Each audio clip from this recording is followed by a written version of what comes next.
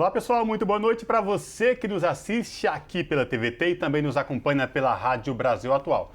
Começamos mais um Revista Brasil TVT com a minha apresentação Cosmo Silva e da jornalista Maria Tereza Cruz. Boa noite, Maria Tereza. Boa noite, Cosmo. Boa noite a todos e todas que nos acompanham mais essa semana aqui no Revista Brasil TVT. O Brasil está há quase 60 dias com média de mais de 2.000 mortes diárias por Covid-19, doença causada pelo coronavírus. São quase 420 mil vidas perdidas desde o começo da pandemia. O país contabiliza mais de 15 milhões de casos de pessoas infectadas, de acordo com informações das secretarias de saúde dos estados e municípios brasileiros. A vacina contra a Covid continua lenta e o país sequer tem um cronograma para imunizar toda a população. E por falar em pandemia, nesta semana foram ouvidos os primeiros convocados na CPI da Covid, que apura ações e omissões do governo Bolsonaro no combate à maior crise sanitária do Brasil. No programa de hoje, vamos analisar e discutir o cenário da pandemia no país e se corremos o risco de uma terceira onda da doença. Outra questão que vamos discutir hoje é que nesta semana a Câmara dos Deputados aprovou um projeto que revoga a Lei de Segurança Nacional em vigor desde a ditadura militar. O texto agora segue para o Senado. O projeto também tipifica crimes contra a democracia, entre os quais golpe de Estado e a interrupção das eleições. Lembrando que a Lei de Segurança Nacional criada na ditadura tem sido usada contra críticos de Jair Bolsonaro. O programa de hoje também vai repercutir a ação da Polícia Civil do Rio de Janeiro, que na última quinta-feira, na comunidade do Jacarezinho, zona norte da cidade, deixou 25 mortes. A operação já é considerada a mais letal da história da capital fluminense. A ação ocorreu em violação à decisão do Supremo Tribunal Federal, que proíbe operações policiais nas favelas e periferias do Rio de Janeiro. Entre as vítimas estão o policial civil André Leonardo de Melo Frias e 24 moradores, que a polícia insiste em dizer que são suspeitos. O Revista Brasil TVT deste domingo também vai abordar as manifestações que ocupam as ruas de diversas cidades da Colômbia desde 28 de abril, quando foi iniciada uma greve geral contra as políticas econômicas e sociais do governo de Ivan Duque. Novas manifestações já estão oficialmente confirmadas pelo Comitê Nacional de Greve na Colômbia. Em paralelo, denúncias de violência policial se multiplicam e repressão já deixa dezenas de mortos. Outro assunto que será pauta no programa de hoje diz respeito ao Congresso da Confederação Nacional do Ramo Químico, que nesta semana elegeu nova diretoria para o mandato de 4 anos. E para finalizar, temos um momento cultural com o Colibri na quarentena.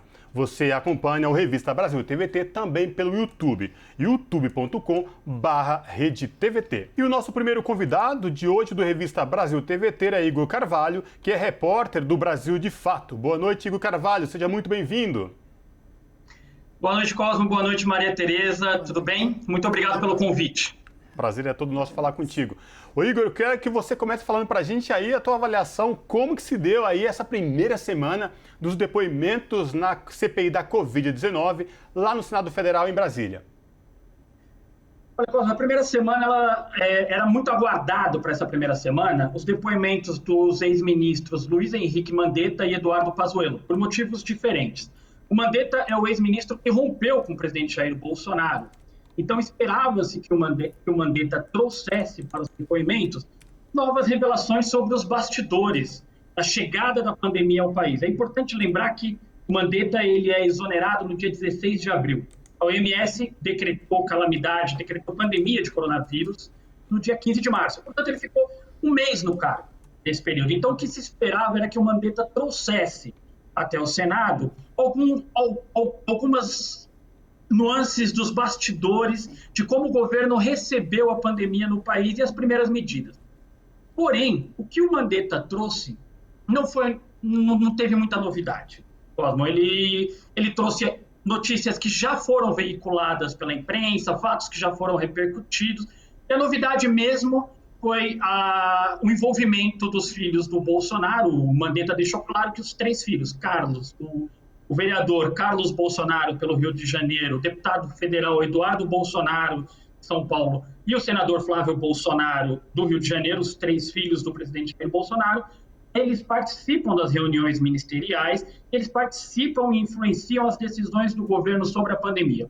E aí, no bojo dessa denúncia, veio também a revelação de que o Eduardo Bolsonaro vetou uma reunião do ministro Luiz Henrique Mandetta com o embaixador da China no Brasil. Esses foram os principais momentos do depoimento do Mandetta. Ficou claro ali para a gente que estava cobrindo que os senadores não tinham se preparado muito para surpreender o Mandetta. Então, quem cobre CPI sabe, há muito ali discurso político no meio das perguntas, mas os senadores não conseguiram surpreender o Mandetta, ele acabou conseguindo sair ali com tranquilidade das perguntas dos senadores. É importante, viu, Cosmo, explicar para a população que os ministros, o que eles levarem até a CPI, eles podem também produzir provas contra eles. Na condição de ministro, se algum crime foi cometido pelo governo, o ministro acaba sendo criminalizado também e responsabilizado, não apenas o governo. Então, a missão dos senadores é além, é arrancar dos ex-ministros, dos agentes, dos órgãos públicos, confissões de crimes que muitas vezes pode acabar gerando problemas para eles mesmos. Igor, isso foi muito importante que você falou, porque a gente viu essa conduta no depoimento do Mandetta e também do atual ministro, né? Uma coisa mais moderada, cuidadosa. Mas antes de eu seguir para o atual ministro, que eu também gostaria que você comentasse, queria ainda sobre o Mandetta, houve ali uma saia justa com relação à base por conta de um WhatsApp do ministro Fábio Faria, uma pergunta pré-combinada, além dos travamentos, claro, que os senadores da situação estão tentando fazer. Conta um pouco isso pra gente, dessa articulação mais política. Olha, Maria Tereza, o que aconteceu ali, bem constrangedor para o governo, um dia antes o jornal Globo havia noticiado que o Palácio do Planalto havia formulado 5 questões que os senadores haviam protocolado na CPI do Senado. Quando o líder do governo, o senador Ciro Nogueira, pelo Piauí, fez uma das perguntas a respeito de vacina para o Mandetta, antes de responder, avisou que havia recebido na noite anterior essa pergunta justamente do Fábio Faria, secretário de comunicação do governo. Isso gerou ali uma saia justa para o governo, gerou, enfim, o problema é que depois o Fábio Faria foi às suas redes sociais explicar que havia encaminhado a mensagem de fato, ele confirmou que encaminhou a mensagem, mas que por amizade ao ex-ministro, que depois se arrependeu e acabou apagando. Enfim, foi um constrangimento, mas é importante ter feito essa pergunta, porque isso traz à tona algo que está sendo comum ali na CPI, que é a tropa de choque do governo. O líder, do senador Ciro Nogueira, mas também tem outros 3 agentes importantes, que são o Marcos Rogério, do DEM de Rondônia, o Eduardo Girão, do Podemos do Ceará, e o Luiz Carlos Reis, do PP do Rio Grande do Sul. Esses senadores, eles estão claramente tentando atrasar os trabalhos da comissão. E onde eles podem, eles interferem, pedem questões de ordem, falam, interrompem, falam por cima de outros senadores. E isso tem atrapalhado a abertura da comissão. Na terça-feira, que foi o primeiro dia de audiência, quando o deputado Luiz Henrique Mandetta prestou depoimento, ela começou com quase 2 horas de atraso após a intervenção desses senadores. Agora, Igor, outra questão que também chamou muita atenção foi a ausência do ex-ministro da Saúde, o general Eduardo Pazuello. E também, que repercutiu muito, é que, após se recusar a dizer que teve contatos com pessoas infectadas pela Covid-19, recebeu o Onyx Lorenzoni. O que você pensa de tudo isso? O que você pode falar para a gente a esse respeito? Olha, Cosmo, eu diria para vocês que a situação do Pazuello é extremamente delicada. O Pazuello é um ministro que provavelmente enfrentará mais dificuldades na CPI da pandemia.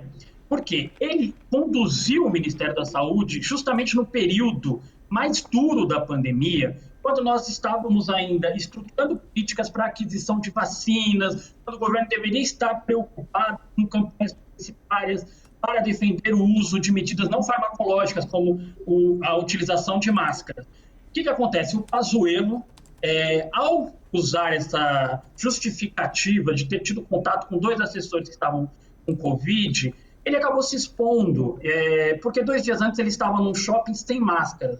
Então, essa preocupação repentina do Pazuello com a Covid-19 pegou muito mal entre os senadores. E veja bem, ontem o senador Randolfo Rodrigues exigiu protocolo na CPI e a CPI irá exigir que o general Pazuello apresente um exame de Covid à CPI. Isso deve constrangê-lo publicamente ainda mais.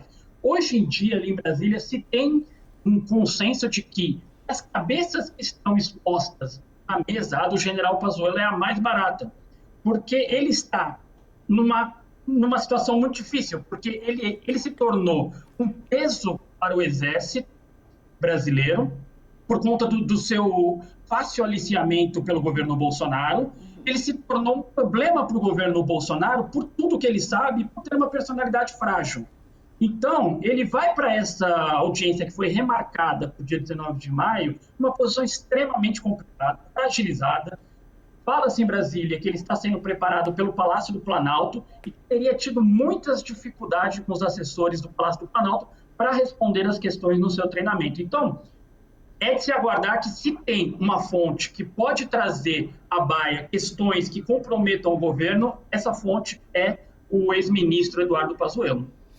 Igor, agora sobre o atual ministro Marcelo Queiroga, ele tentou tergiversar ali em alguns momentos, como eu disse, adotou obviamente um tom moderado, até pelo que você muito bem pontuou, né? O cara tá exatamente no cargo, né? É o atual ministro, mas houve ali um momento que foi, salvo engano, ele tomou uma enquadrada de um senador, salvo engano, do PT, com relação à aglomeração.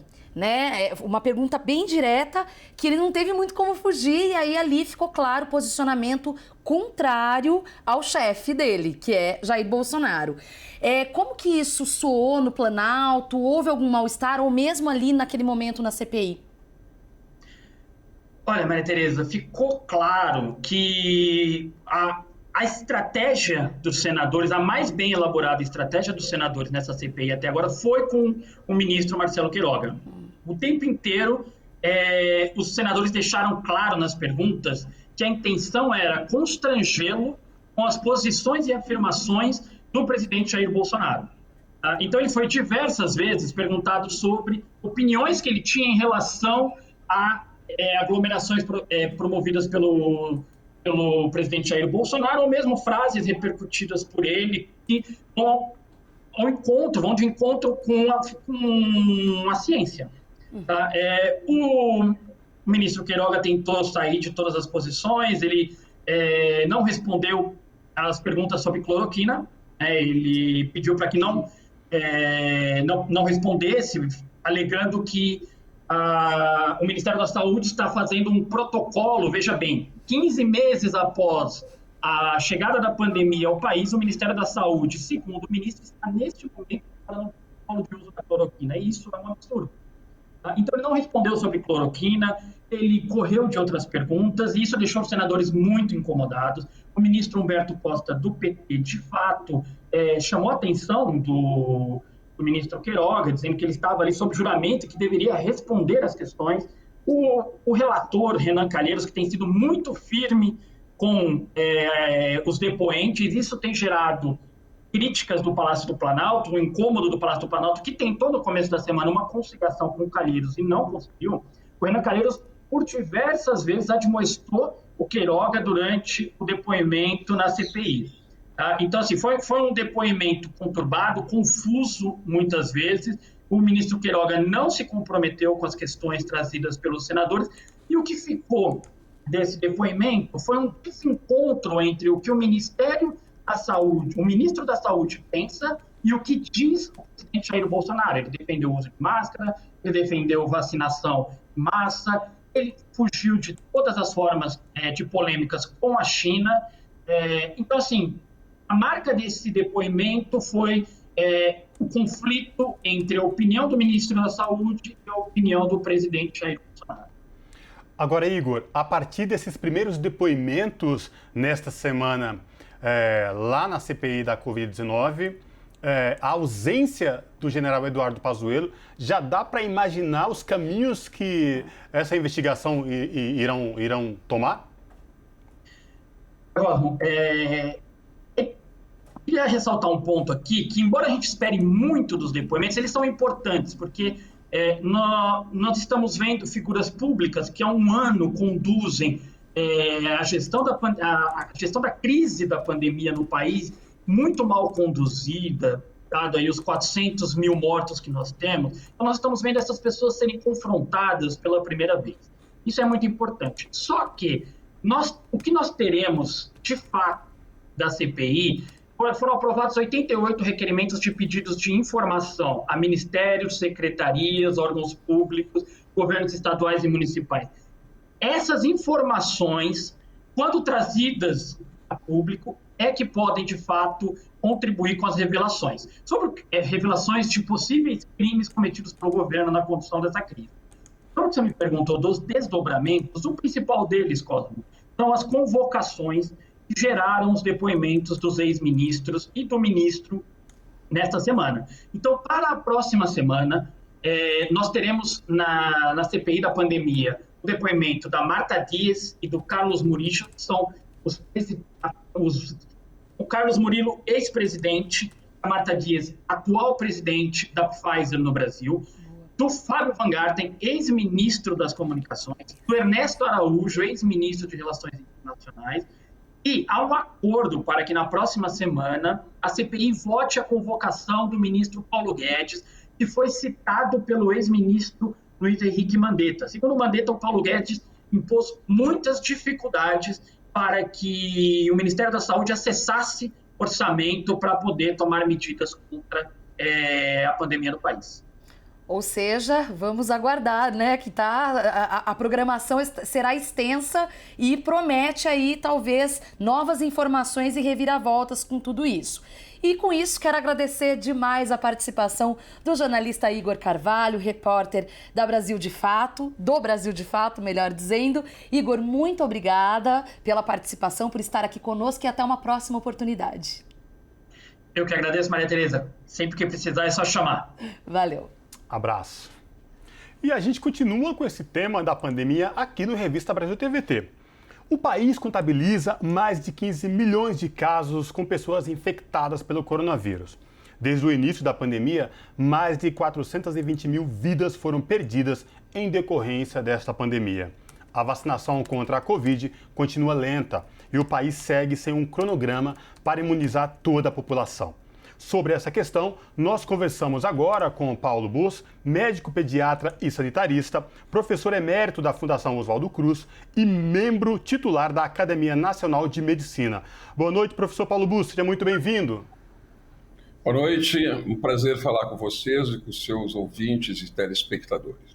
Professor, o prazer é todo nosso. E eu gostaria que o senhor trouxesse para a gente aí um panorama dessas últimas semanas aí da pandemia no Brasil. Lembrando que a gente vive numa gangorra, né?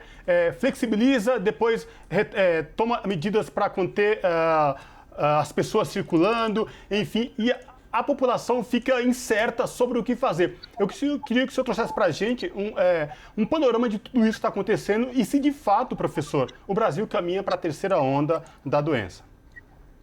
Bom, nesse momento nós estamos com um declínio no número de casos e de mortes. Um declínio leve, mas que resulta exatamente de um movimento dos prefeitos e governadores nas últimas semanas de uma contenção da mobilidade social, né? De uma contenção da aproximação física que estava completamente desarranjada no período anterior. O efeito foi positivo, houve uma pequena redução nas transmissões e uma pequena redução também nas mortes, mas ambas ainda estão num patamar muito elevado. Então, as medidas de distanciamento físico das pessoas, a melhoria tem que ser rápida, urgente do transporte público, que para mim é um dos grandes fatores, né, de contaminação, porque o ônibus, o trem, o metrô, tipo sardinha em lata, continua, né? E não existe como, aparentemente, conter a sanha lucrativa das empresas que não se submetem a reduzir o número de pessoas do transporte público concedido ou do transporte público mesmo, né? e também ampliar todos os aspectos possíveis educativos para que, principalmente jovens, e as pessoas não se aglomerem, não, mesmo que nós estejamos num leve declínio, como você disse, uma terceira onda é perfeitamente possível? Sim, perfeitamente possível, se os cuidados físicos não continuarem, se os cuidados de distanciamento e os cuidados de higiene não continuarem. Por outro lado, a vacina. Nós estamos num período agora, já atingimos aí 18% da população brasileira vacinada, é muito pouco. Nós temos capacidade de vacinar muito mais, mas falta vacina, né? E continuam os ataques à China, que é o grande fornecedor de IFA, né? Do princípio ativo das vacinas. Não se aprende a lição, então o resultado é que nós corremos o risco, né, de que os chineses tornem mais lento também, tornem menor e mais lento os procedimentos que eles podem acelerar lá na China para a gente receber a IFA conforme o combinado, ou pelo menos sem burocracias excessivas. Então, eu tenho essa preocupação com esses dois grandes elementos. O primeiro é nós mantermos todas as medidas de distanciamento físico que nós já conhecemos e os cuidados pessoais e vacina. Mas que vacina depende da chegada de IFAs, porque Butantan e Fiocruz têm todas as condições de fazer as vacinas, desde que o fluxo permaneça contínuo, não haja atrasos, não haja solução de continuidade, a chegada desse tão importante insumo para preparar as vacinas que vai ajudar a controlar a pandemia, né? Professor, gostaria de insistir um pouquinho sobre essa situação que o senhor mencionou, né, en passant, sobre a insistência do presidente Jair Bolsonaro em falar da China, especialmente um termo que ele usou nesses últimos dias, guerra biológica, né, além da questão do impacto político, né, e muito prático sobre o quanto isso pode estar impactando na chegada de insumos, medicamentos, e aí essa é a minha primeira pergunta. O quão surreal é a expressão guerra biológica, tecnicamente falando, enfim? Completamente desproporcional à realidade, distante da realidade, né? O presidente não tem ajudado nada com as suas declarações, absolutamente nada, porque a China tem sido um parceiro comercial importante para o Brasil desde sempre, é um grande importador das nossas commodities e tal.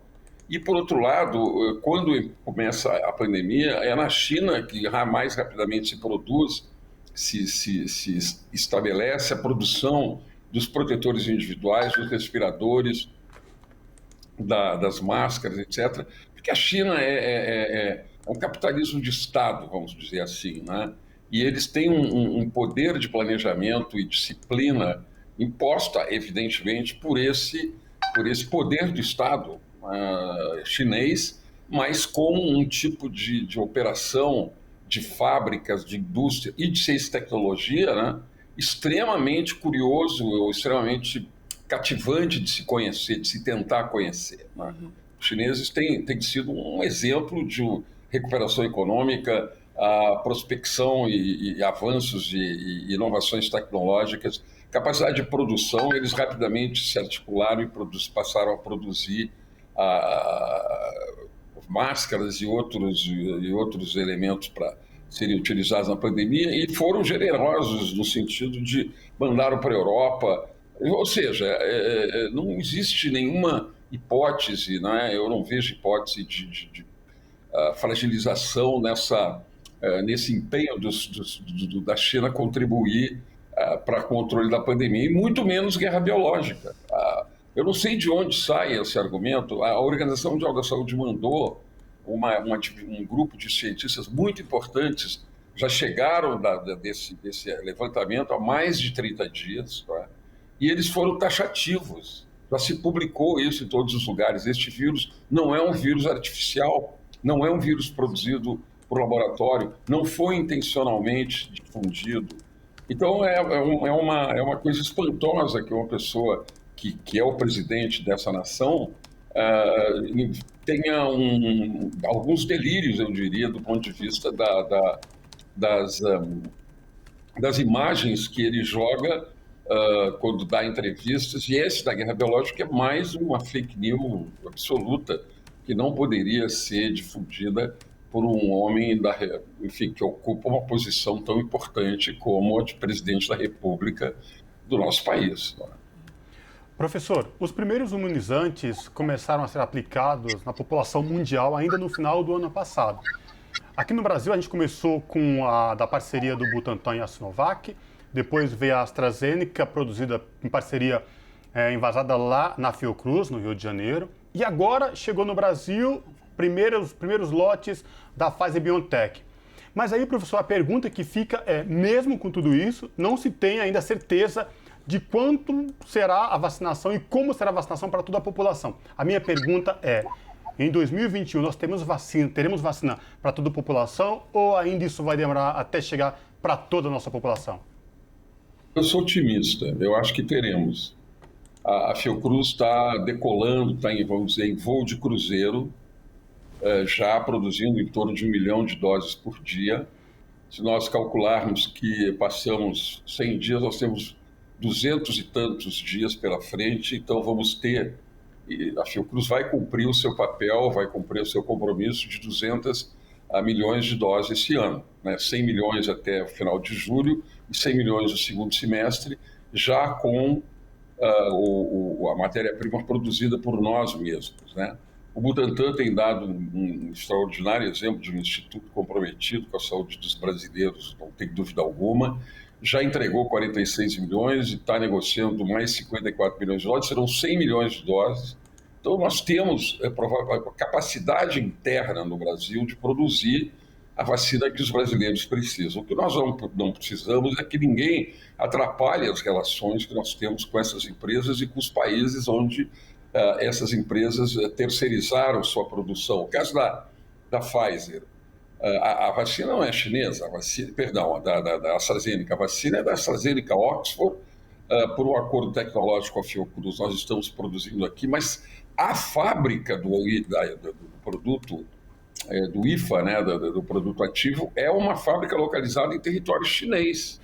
Por quê? Porque os chineses têm capacidade, respondem industrialmente a essas inovações. Então, sabiamente, a AstraZeneca, a Oxford, descentralizou para a China a produção do IFA, né? E descentralizou para o Brasil a produção da vacina pronta. E agora nós vamos receber a tecnologia para produzir também o IFA. O Butantan, com a Sinovac, já fez essa negociação, também vai receber. Então, nós precisamos azeitar hoje, agora, nesse instante. Nós tivemos o noticiário, né, o embaixador da China está recebendo ninguém menos que o ministro da Economia, o ministro das Relações Exteriores e o ministro da Saúde do Brasil, demonstrando que o esforço de reduzir o dano causado por declarações impróprias do nosso primeiro mandatário está em curso em Brasília.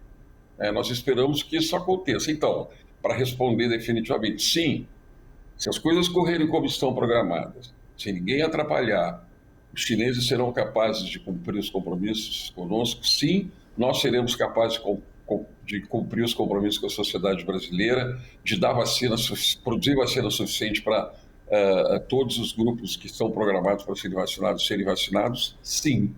Então, eu sou otimista e confio mesmo que a gente vai alcançar esse benefício tão importante para controlar a pandemia no Brasil.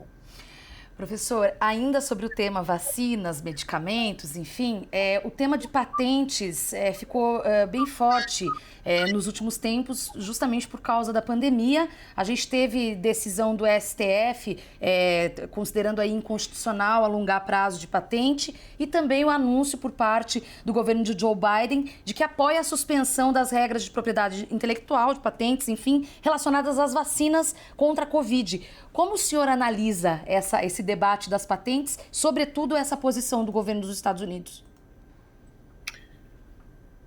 Foi, talvez, a situação historicamente mais importante do ponto de vista de soluções para a pandemia que aconteceu nesses 2 últimos anos, 2020 e 2021. Sistematicamente, o governo americano é capturado nas suas posições internacionais pela indústria farmacêutica americana. Ou seja, o governo americano do Bush, do Trump, principalmente os governos republicanos, mas também o governo do presidente democrata Obama, nós analisamos dessa maneira, usamos essa palavra, eles são governos capturados pelos interesses privados das grandes indústrias americanas em qualquer campo. Qualquer campo. Os norte-americanos, o governo norte-americano tem interesse na sociedade americana, na população, não há dúvida, evidente, mas quando se trata da questão internacional, as indústrias, principalmente a indústria farmacêutica, captura o posicionamento dos governos norte-americanos, os estadunidenses, melhor dito, que Norte América é mais do que Estados Unidos, e as posições internacionais dos Estados Unidos históricas são nenhuma flexibilização na área de patente, nenhuma. Propriedade intelectual é um tema sagrado para os interesses norte-americanos. Dessa vez, o presidente Biden, surpreendentemente, ele produz, a meu ver, uma fissura definitiva na coraça de toda a estrutura jurídico-legal da questão da propriedade intelectual global e daqui para frente. Porque ele aceita discutir a flexibilização em situações de pandemia das patentes de tudo, não apenas das vacinas, mas de todos os insumos necessários para controlar a pandemia. E no caso do nosso Congresso Nacional, foi muito importante a aprovação dessa medida, mostra que os nossos deputados e senadores estão atentos à questão das patentes, mas do ponto de vista concreto, não é inócuo, não terá grandes efeitos em relação à pandemia. Mas como postura do Congresso Nacional, não há dúvida que é um grande benefício e é uma prestação de serviço muito importante que deputados e senadores estão dando à sociedade brasileira. Agora, professor, a minha pergunta para o senhor diz respeito ao surgimento de novas variantes, né? Esta semana já se soube que surgiu uma nova variante no Rio de Janeiro. Se o Brasil não se organizar para vacinar, se essa população garantir, enquanto não chegue para todo mundo, distanciamento social, que as pessoas consigam ter segurança, o Brasil corre o risco de surgimento de novas variantes? Deixa eu só fazer uma correção que eu gostaria muito. Eu acho que chamar de distanciamento social não é bom. A gente tem que chamar de distanciamento físico entre as pessoas, né? E muita aproximação social por outros meios, seja por acenos, seja pela internet, pelo telefone. Nós temos que ter aproximação social. As pessoas não podem ficar solitárias nessa pandemia, tendo que ficar distantes fisicamente de quem gostam, dos amigos, dos parentes. Então, vamos começar a usar a palavra distanciamento físico e aproximação social. Isso é muito importante, a meu ver. Com isso, eu me perdi com relação à centralidade da sua pergunta. Sobre o surgimento de possíveis novas variantes, uma vez que já no estado do Rio de Janeiro foi detectada uma nova variante, professor. Sim, não há dúvida de que quanto mais casos acontecem, mais transmissão você tem, mais chances de aparecer variantes novas existem, né? Nós temos mais variantes do que essas que já estão detectadas. Pode ter certeza disso.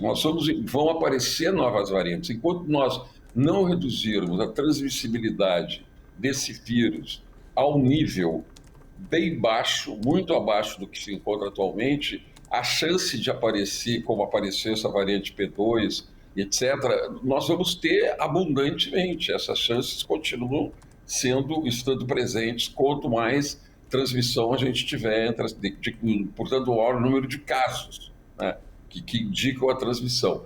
Então, nós temos que, não é só a vacina que vai resolver, o distanciamento físico, as medidas de higiene, isso tudo reduz a transmissão. E reduzindo a transmissão, reduz a possibilidade de surgir novas variantes. E a vacina é mais um recurso que nós temos para reduzir a transmissão. Quanto mais pessoas vacinadas, menos chance o vírus tem de circular, porque as pessoas são resistentes a ele. Mas não esqueçamos que nós podemos ter casos assintomáticos. Pessoas que não têm sintoma nenhum, não têm tosse, não têm febre, não têm nem coriza e estão podendo transmitir o vírus. Claro que a carga viral nesse caso é muito menor, então a transmissão também é muito menor. Mas não tenham dúvida, nós precisamos manter todas as medidas, mesmo as pessoas vacinadas, todas as medidas que foram recomendadas até agora. E, sobretudo, a responsabilidade maior cabe às pessoas que mais têm necessidade de circular. Se você tem necessidade de circular, não é para ir a um bar, você não tem que ir a um bar, não tem que se juntar um monte de gente num lugar fechado, ou um monte de gente num lugar aberto muito próximo. Não deve, não pode, é contraindicado. As pessoas que têm que circular, elas têm que ter o estímulo de manter digamos, prudentes comportamentos, como usar máscara sempre, de uma forma correta. A máscara tem que cobrir direitinho, não pode ficar tocando na máscara. Se for tirar a máscara, tirar assim e não assim, para não ter o contato com a umidade, né, onde o vírus pode ter se instalado. Então, essas medidas todas que nós estamos falando, os profissionais de saúde há tempo, desde o início da pandemia, têm que ser mantidas, e a gente tem que também, nós temos que produzir a vacina, entregar a vacina, e as pessoas devem se vacinar. Por favor, não se movimentem contra a vacina. Se lá, por a razão que for, você achar que não deve vacinar, é contra a vacina, mas não propague essa sua posição, porque ela não está certa e ela vai prejudicar outros. Então vamos manter o distanciamento físico, vamos vacinar e vamos apoiar o Sistema Único de Saúde, que está fazendo um esforço enorme para reduzir o número de mortes, mitigar a circulação desse vírus, reduzi-la, e mitigar o sofrimento da nossa população. Tá certo. Recado dado, gostei. Distanciamento físico, também, professor. Começamos a usar a partir de agora. Distanciamento físico, professor, muito bom. Com certeza. E com isso, quero agradecer demais o professor Paulo Bus, médico pediatra e sanitarista, professor emérito da Fundação Oswaldo Cruz e membro titular da Academia Nacional de Medicina. Professor, prazer imenso falar com o senhor e até uma próxima oportunidade. Muito obrigado e parabéns pelo excelente trabalho que vocês prestam a essa comunidade enorme aí da Grande São Paulo. Obrigada. E, pessoal, nesta semana, a Câmara dos Deputados aprovou o projeto que revoga a Lei de Segurança Nacional, em vigor desde a ditadura militar. O texto segue agora para o Senado. O projeto também tipifica crimes contra a democracia, entre os quais golpe de Estado e interrupção das eleições. Para falar com a gente sobre esse assunto, conversamos agora com a deputada federal pelo Piauí, Margarete Coelho, que foi a relatora do projeto. Olá, deputada Margarete Coelho, prazer falar com a senhora. Olá, Cosmo. Olá, Maria Tereza. Prazer enorme estar com vocês, uma alegria. Muito obrigada pelo convite para debatermos esse tema tão atual e tão importante. Prazer é todo nosso, viu, deputada?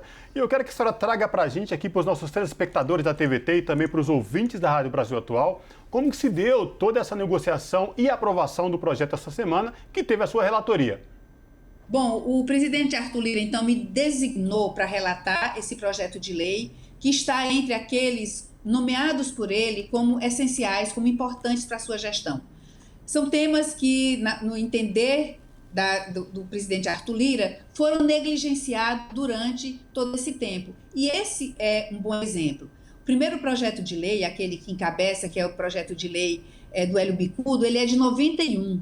E o que nós usamos como cabeça, como base para o nosso relatório é de 2002. Então, desde então, esse tema vem sendo debatido na casa, debatido na sociedade, temos diversas obras publicadas sobre a necessidade de revogar a Lei da Segurança Nacional e, mais do que revogar a lei, revogar toda a doutrina na qual ela se embasava, que é a doutrina da Segurança Nacional, que possibilita se reconhecer no cidadão, no exercício do seu poder de manifestação, como inimigo da pátria, inclusive passível de ser processado na jurisdição militar. Então, realmente, é uma lei que não se coaduna com o nosso tempo, com o Estado Democrático de Direito e nem com a Constituição de 88. Então, feito isso, nós iniciamos todo um diálogo com a sociedade civil organizada, com os movimentos sociais, com as instituições de classe, desde as cortes diversas, né, desde as cortes superiores, como Tribunal Eleitoral, Tribunal Supremo, Ministério Público, todas as categorias que estão envolvidas no sistema de persecução penal e também a cidadania. Foram cerca de 35 reuniões, dentre as quais 2 audiências públicas, e num diálogo muito franco, muito aberto, tanto que o projeto de lei que foi depositado, ele estava na sua 12ª versão. A cada reunião, nós trazíamos aportes, novas contribuições. Depois de depositado, nós ainda apresentamos várias subemendas de relatoria, ou seja, ainda durante o processo de votação no plenário, nós ainda encontramos tempo de ouvir os partidos políticos, de ouvir os players envolvidos no sistema de persecução penal e tentar aprimorar a lei. Então, com isso, nós tivemos uma votação extremamente positiva, não tivemos emendas, e o projeto agora pode seguir para o Senado Federal, onde nós também acompanharemos de perto, juntamente com os movimentos sociais, cidadania e as instituições democráticas. Deputada, a senhora falou uma expressão que me chamou bastante a atenção, que é justamente uma lei fora do seu tempo, né? Então, essa necessidade de modernizá-la, de revisá-la, né? E uma das coisas que me chamou a atenção é a inclusão do combate às fake news. Isso, de fato, é uma coisa do nosso tempo, não que boatos e mentiras não acontecessem antes, mas com essa possibilidade de difusão, a amplitude das redes sociais é muito maior. Gostaria de saber, na visão da senhora, qual a importância da inclusão do combate das fake news? Primeiro, nós temos que esclarecer algumas coisas com relação a esse dispositivo, que ele é um dispositivo assim, que despertou muito interesse, despertou muita atenção. Primeiro, para dizer que não é qualquer fake news, porque o bem da vida protegido aqui nesta lei é a democracia. Então, não é qualquer fake news, não é qualquer inverdade. Nós temos aqui 3 filtros. Primeiro lugar é que ela tem que ser difundida, disseminada, através de instrumentos que as plataformas e as mensagerias não disponibilizam. Né? Por que nós usamos isso? Na verdade, nós estamos falando agora, no nosso tempo atual, no nosso tempo de hoje, de robôs que simulam o comportamento humano. Por que nós usamos essa expressão? Porque amanhã surgirão muitos outros e nós não vamos estar o tempo inteiro atualizando a lei. Então, ela é abstrata nesse sentido. Na verdade, ele se dirige aqui às empresas que disponibilizam de robôs, que simulam o comportamento humano e que disparam em massa para milhões de pessoas. Esse é um primeiro filtro. O segundo filtro, essa notícia ou esse fato disseminado, esse fato divulgado, ele tem que ser um fato sabidamente inverídico. Para alguns pode parecer um termo estranho, mas o que é sabidamente inverídico? Se a gente basta da esquina discutindo, a gente diz é uma mentira deslavada. Então é um fato que todo mundo sabe que ele é inverídico. E o terceiro filtro ele tem que ter o objetivo de atingir a democracia no seu âmago, de atacar a democracia. Então nós temos 3 filtros. Primeiro, não pode ser pessoa física. Segundo, tem que ser um fato sabidamente inverídico. E terceiro, tem que ter por objetivo atacar, mitigar a democracia ou suas instituições. Então, não há como confundir, como alguns querem fazer acreditar, com a tiazinha do Zap, com o tiozinho do Zap e nem com aquele grande influencer que tem, assim, a Juliette, 26 milhões de seguidores e que noticia um fato. De toda forma, ela não será enquadrada aqui, vai ser enquadrada no processo normal dos crimes contra a honra, se for o caso, enfim, mas não é um fato que esteja no alcance desta lei, porque esta lei não atinge pessoas físicas. Vamos dar um exemplo, o caso do Brexit, né, em que houve da Cambridge Analytica, né, aqueles disparos. O caso que houve agora em Myanmar também, em que a democracia teve risco a partir de disseminações de fatos sabidamente inverídicos e com a finalidade de destituir a democracia, destituir o governo da vez. Então, é disso que nós estamos tratando aqui, nesse dispositivo. Não é uma fake news, qualquer fake news. É uma fake news que tenha por objetivo, por dolo específico, como se diz no direito, atingir a democracia. E, sobretudo, né, deputada, quando essas fake news elas vêm de grupos organizados que tramam para desestabilizar, né, enfim, como a senhora bem relatou. Agora, também chamar a atenção, né, deputada, que esse projeto aprovado essa semana, que revoga a antiga lei, né, é por conta que vários ativistas e várias pessoas que, enfim, militam contra, não a favor do presidente Jair Bolsonaro, enfim, têm suas posições críticas, estavam sendo perseguidas simplesmente pelas questões políticas que eram contra o atual mandatário do país, né? Eu queria que a senhora trouxesse para a gente toda essa questão também que faz com que, nesse novo projeto aprovado, isso não aconteça mais. Bom, essa lei realmente ela é uma lei de 83, ela estava no congelador desde a Constituição de 88, né, desde a Carta de 88, ela estava no seu congelador, estava no congelador, estava hibernando, e agora ela despertou muito vorazmente, né, e para todos os lados. Ela não está escolhendo muito lado, está por todos os lados. O nosso grande desafio é exatamente traçar uma linha que tem que ser tênue, mas clara, ela tem que ser extremamente precisa. De onde nós estamos falando? De liberdade de expressão, de liberdade de manifestação, de liberdade de reunião, e quando nós estamos falando de ataques à democracia. Nós estamos falando de comportamentos antidemocráticos. Então, esse é o grande desafio, é traçar esse liame aqui e deixá-lo de uma certa forma explícito, para que não hajam dúvidas, para que não hajam interpretações extensivas. Por isso mesmo, o projeto de lei deixa muito claro, nas disposições gerais, um artigo bem preciso, bem redondo, dizendo, olha, não é crime atividade jornalística, não é crime greve, não é crime manifestação, não é crime você manifestar a sua opinião, embora ela venha a contrariar determinados vamos dizer, mandatários da vez, né, os tomadores de decisão da vez. Entretanto, se, por um outro lado, ela incita, né, a obstaculização das instituições democráticas, aí passa a ser o crime de insurreição e aí a pessoa estará incorrendo nas penas desta lei. Então, é deixar claro isso. Em outro momento se diz que é crime contra a cidadania, o título é dos crimes contra a cidadania. Então, é crime contra a cidadania tentar impedir, dificultar, obstaculizar as manifestações democráticas, sejam elas de que segmento venham, seja dos movimentos sociais, seja dos partidos políticos, seja de onde venham, elas não podem ser obstaculizadas, não podem ser impedidas e nem dificultadas. Então, nós tentamos pegar essas vigas mestras para dar sustentação a todo o arcabouço dessa lei.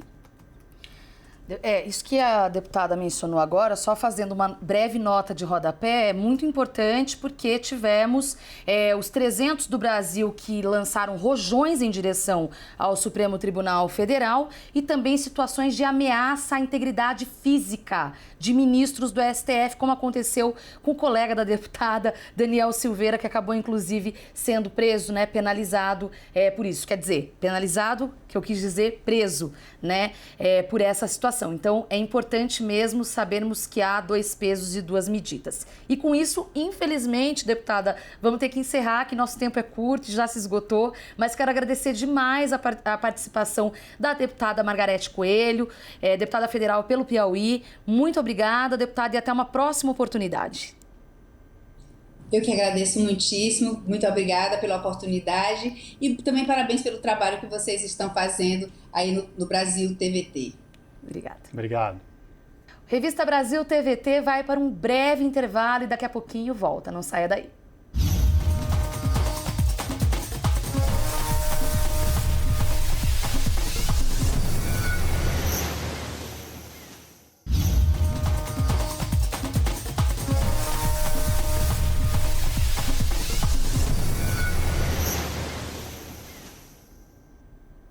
De volta com Revista Brasil TVT, aqui na TVT e também na Rádio Brasil Atual.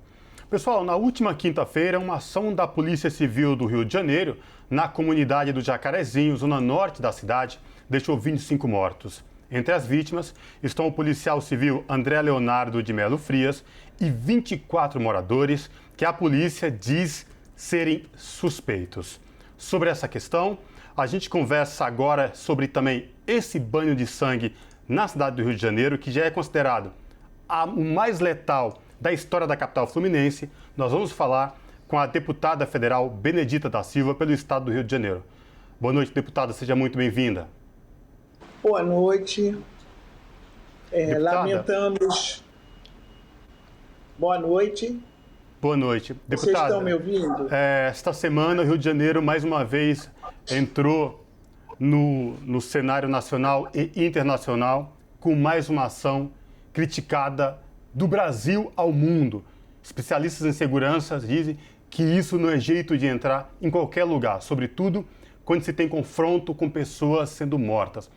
Eu queria que a senhora trouxesse para os nossos telespectadores aqui da TVT e também ouvintes da Rádio Brasil Atual, como é que está a situação no Rio de Janeiro e como que foi tudo isso para vocês vivenciando aí no Rio de Janeiro em mais uma situação nesta, como eu falei, que já é considerada a ação mais letal da Polícia do Estado do Rio de Janeiro. Nós estamos em estado de choque, porque nós entendemos que não se pode ter uma intervenção dessa natureza que foi uma execução, porque nós sabemos que bandido se prende, condena e dá a sentença. É isso que se pode fazer quando você constata que é um bandido. Vem uma informação de que o Ministério Público fez uma denúncia de que haviam suspeitos e que esses suspeitos estavam obrigando as crianças a fazerem parte do seu bando, estavam assustando, aterrorizando a comunidade. Eles chegaram e atiraram desde as 6h30 da manhã, foi durante o dia, mas sem nenhuma estratégia de poder poupar o fato da comunidade não se apavorar. Já fiz intervenção quando governadora, sem dar um tiro e prender quem tinha que ser preso. Porque sempre quando tem essa intervenção, quem dá as ordens é o chefe. Nenhuma corporação vai chegar ali e vai fazer da cabeça dele. Então, há uma responsabilidade do governo do estado do Rio de Janeiro em mandar que faça uma incursão dessa natureza, onde nós vimos os jovens, nós vimos as crianças gritando, apavoradas, as casas sendo invadidas, e corpos para tudo quanto é lado, até corpos sem cabeça chegaram. Parece que, por fato de terem atirado, e que até agora nem sabe quem atirou, de onde veio essa bala, assim como aconteceu com 2 ou 3 pessoas que estavam no metrô, na estação ali do metrô. Então, eles não podem dizer que aquelas pessoas seriam pessoas suspeitas, que o Ministério Público tinha falado sobre aquelas pessoas. Então, se eles vieram com uma informação, eles deveriam ter toda a cautela necessária. Ou vieram com medo, eu digo isso, vieram com medo ou vieram para executar, porque foi, na verdade, uma execução. Estarrecida, a comunidade está, uma gritaria sem fim, as mães implorando para não matar os seus filhos, dizendo, olha, está aqui, gente, por favor, ele está se entregando, não mate meu filho, ele está se entregando.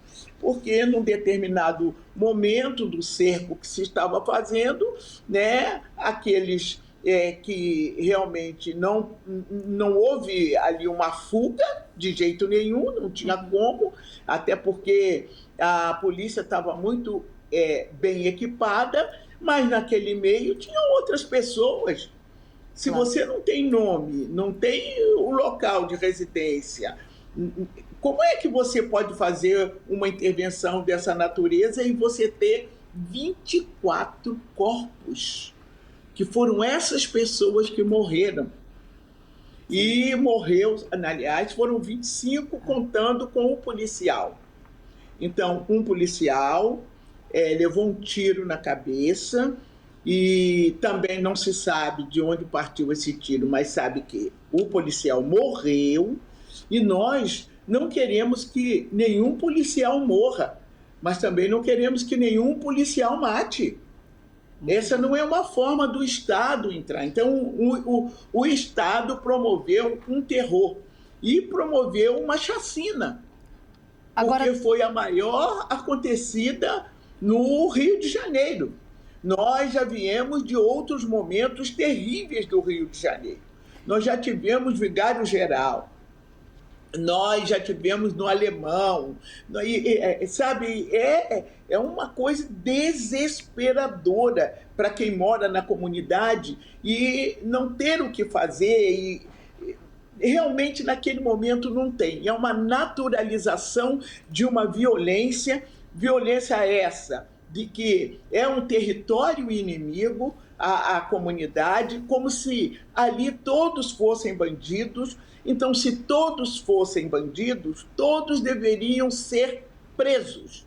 Não aceitamos outra coisa senão a prisão.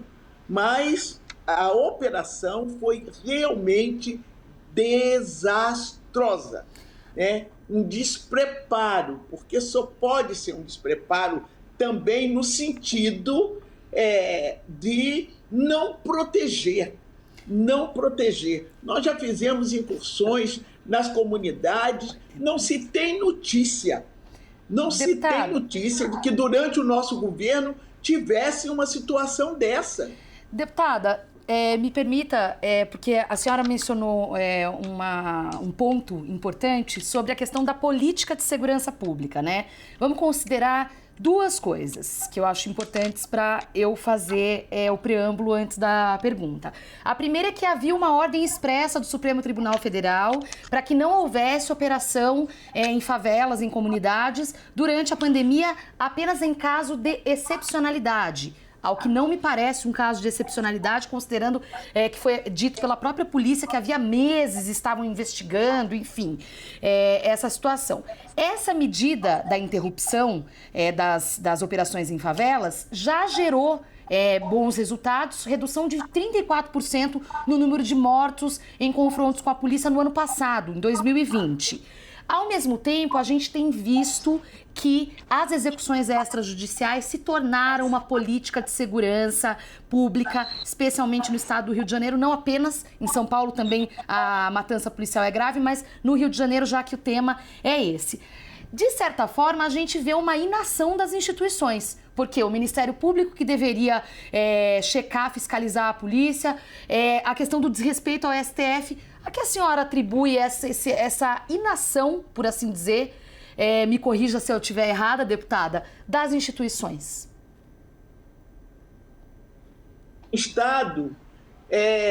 O Estado armado, né? Esse Estado armado, ele está cometendo todos os desatinos. Esse Estado armado, que deveria proteger a população mais vulnerável, ele está promovendo, porque tem-se um chefe da nação que propõe exatamente isso. Propõe armar as pessoas, propõe uma reação criminosa, né? Bandido bom é bandido morto. Então, diante desse fato, a corporação, ela se sente como que autorizada, além de autorizada, ela se sente fortalecida com essas palavras que, na minha concepção, não, fere a Constituição brasileira. né? Fere a questão da democracia, dos entes federados, da independência entre os poderes, né? E também da harmonia entre os poderes. Nunca se viu não se cumprir uma determinação. Agora, o Ministério Público fazer uma denúncia dessa,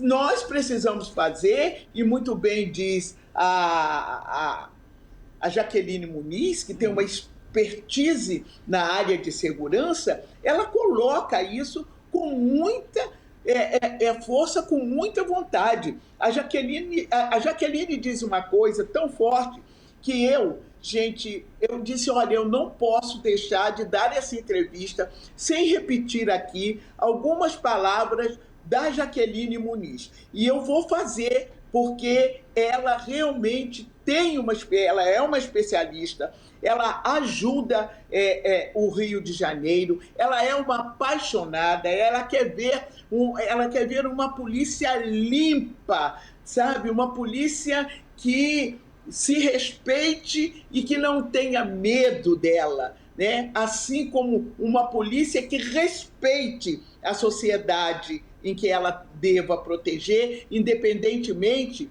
do seu local de trabalho, de moradia. Então, a Jaqueline Muniz, com muita propriedade, ela coloca que ela já não aguenta mais, que ela já está cansada, que ela não aceita, evidente, algumas coisas que dizem a respeito da polícia. Aí ela fala assim, já que não prestam contas à sociedade, portadora legítima do mandato policial delegada às polícias, pode me esclarecer quem autorizou esse modo de emprego do poder de polícia, esta forma de ação, seus resultados e consequências?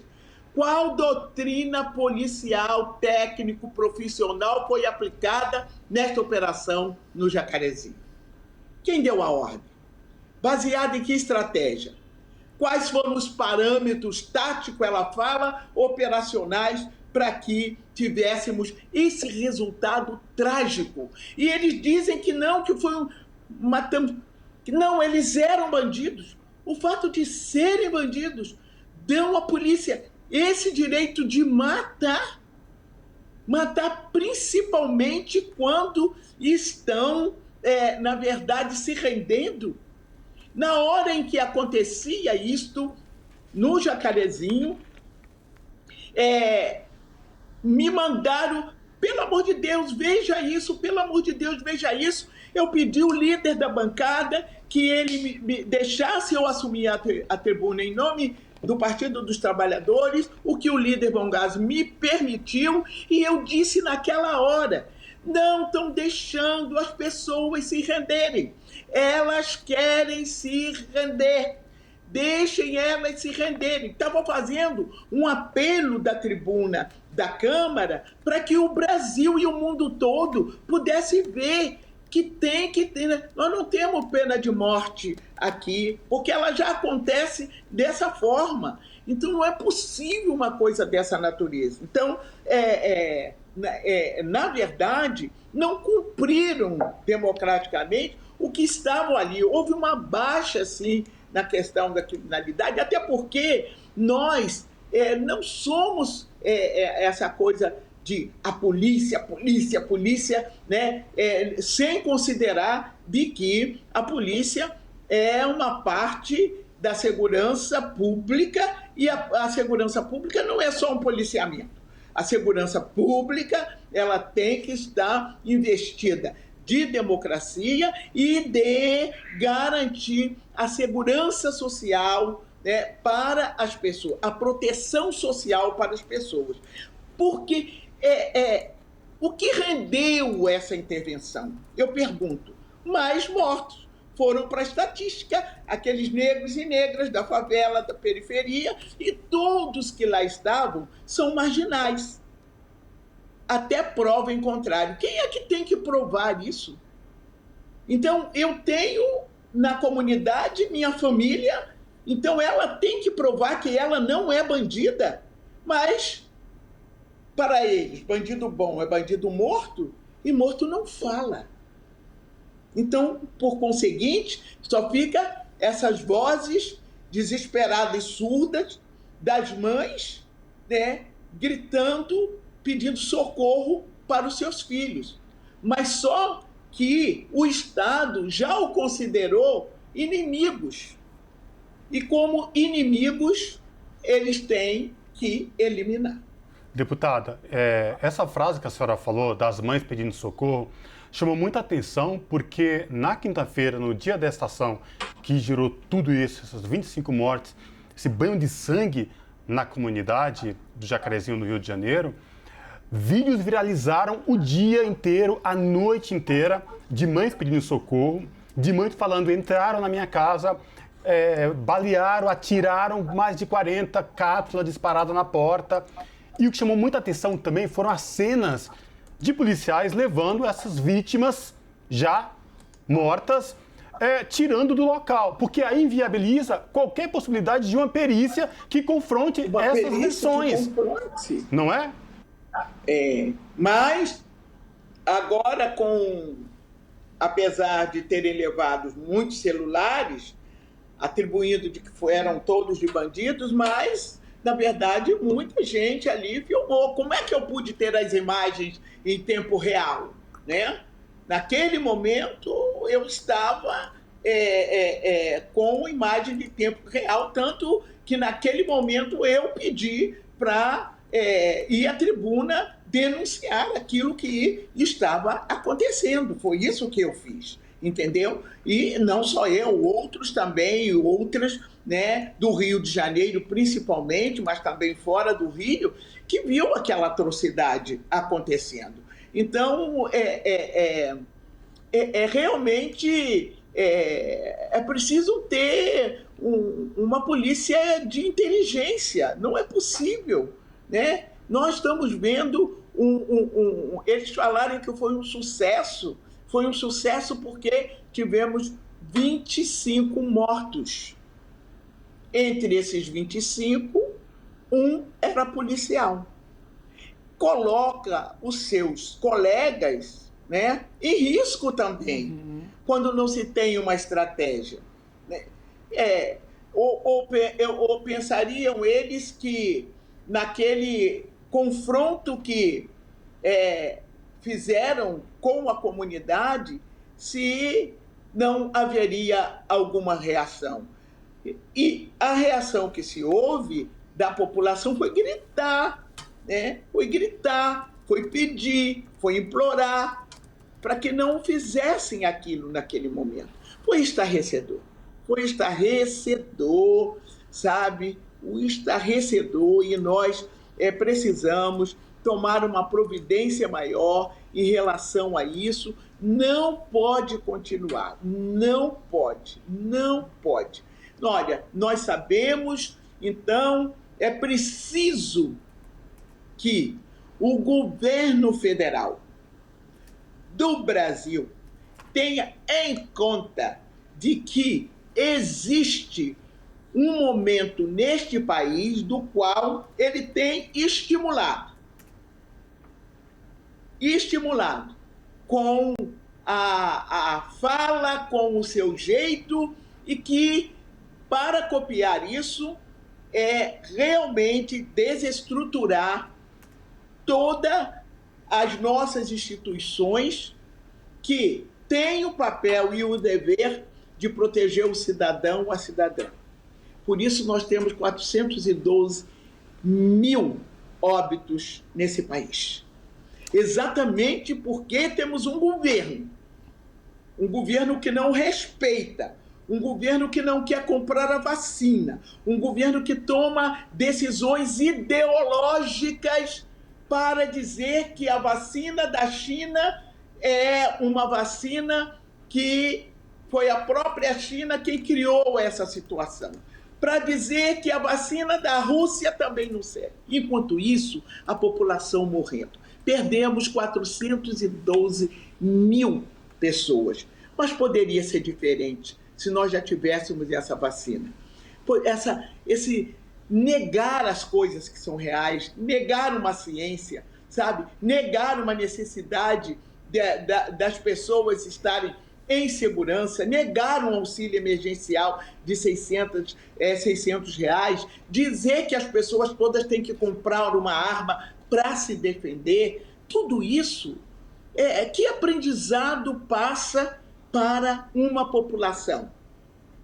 Que tipo de educação, de convivência, o que tem de humanismo nessas questões? Aí você tem uma corporação que é ligada diretamente a essas instituições, da qual o chefe ou chefes têm o mesmo pensamento, a mesma linha de pensar uma sociedade, de um projeto que é um projeto de extermínio, um projeto que é um projeto de separação das raças, né? De exterminar as raças, de socialmente dizer quem deve morrer e precisa morrer para que não cause prejuízo para o país. Nós temos ouvido tanta coisa ruim, que este momento nós sentimos realmente de que ou tomamos uma providência, todos nós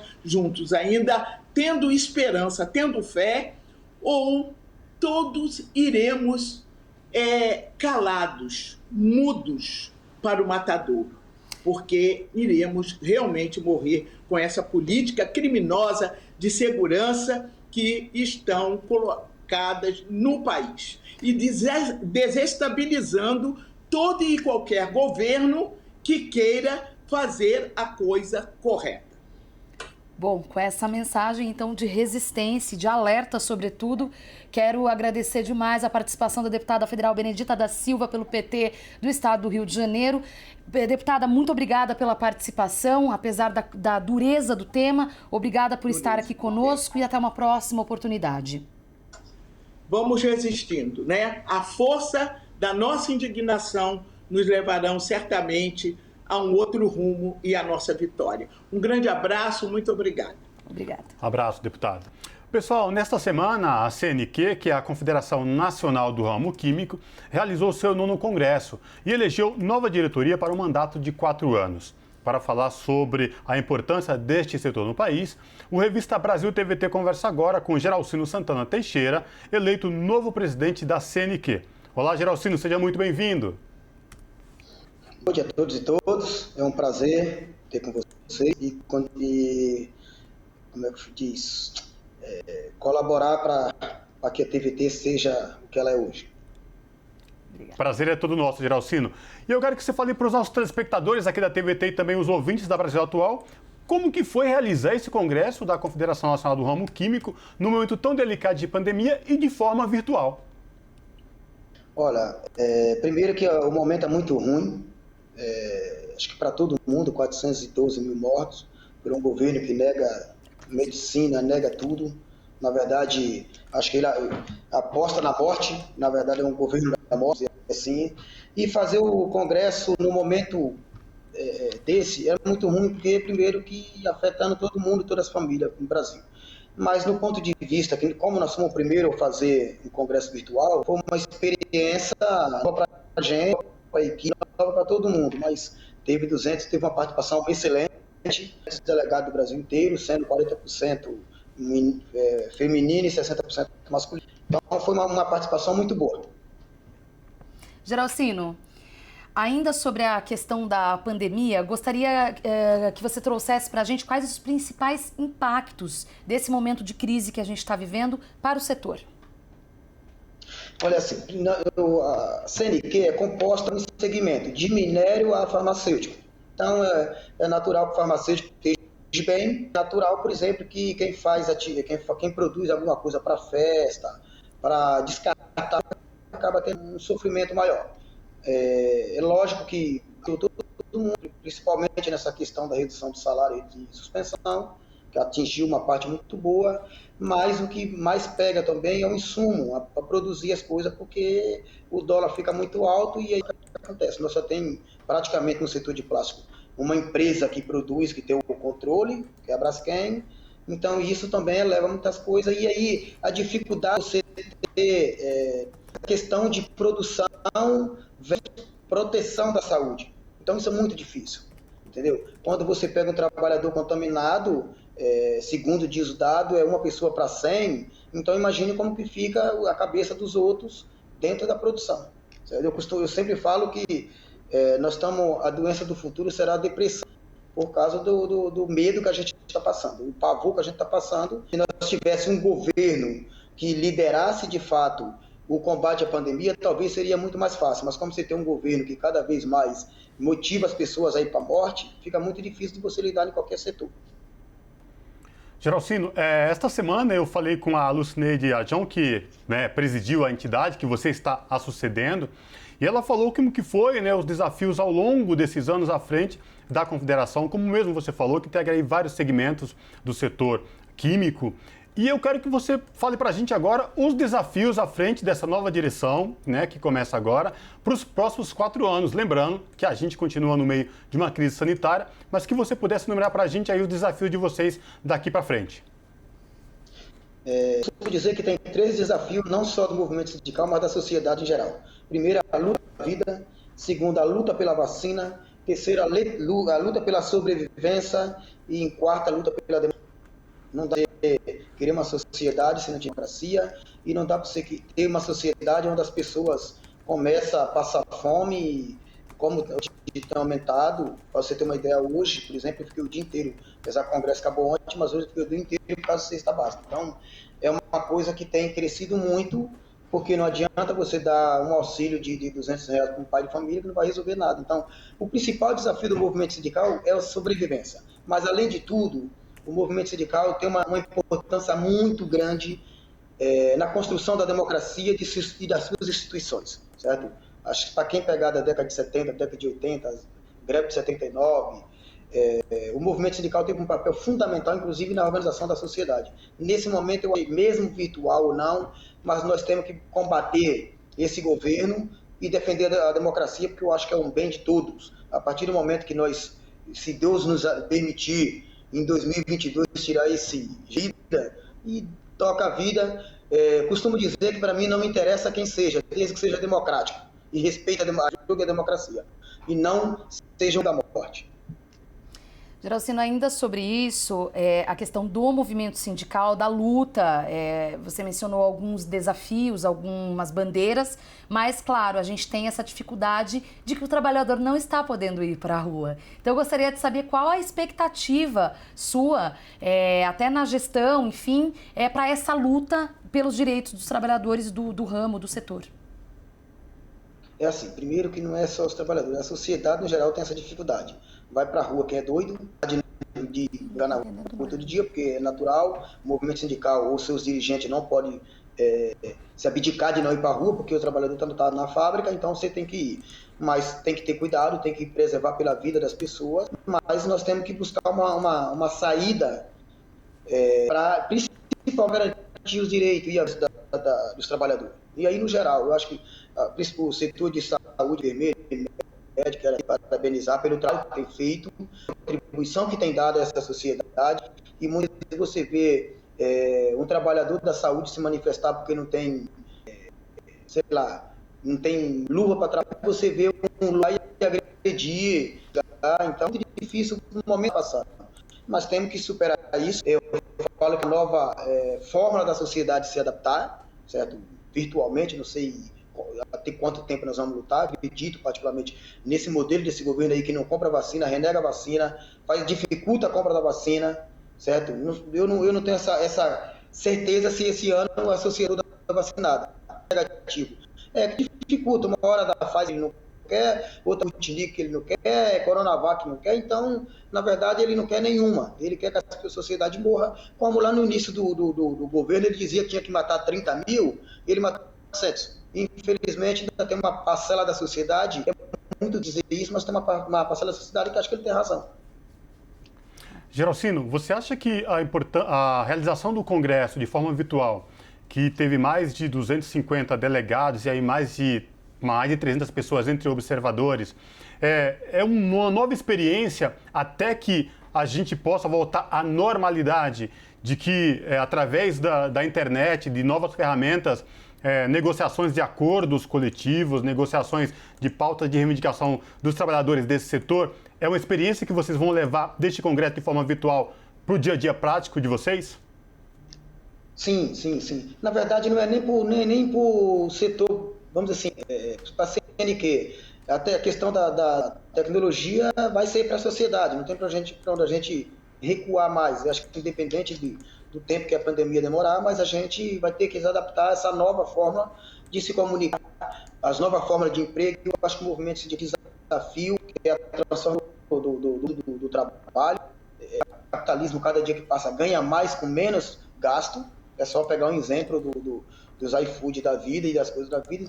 A sociedade tem que se adaptar, fazer o congresso, aquilo que eu te falei no começo, primeiro que nós somos o primeiro a fazer. Então foi um desafio não só para a direção, mas para os delegados. Imagine, você tinha gente do Brasil inteiro, inclusive de fora do Brasil. Então essa questão da internet tem que ser rede no Brasil, você precisa ter uma internet boa, você precisa ter uma internet veloz, mas posso te dizer que foi uma experiência extremamente, primeiro momento, muito, como que eu te falo, um monte de interrogação, mas ontem ao final acho que foi muito gratificante a participação do mundo. Já aproveito para agradecer a participação de todo mundo que contribuiu, mas é uma coisa que nós vamos levar. Inclusive colocamos no estatuto da CNQ essa questão das virtuais, deliberações virtuais.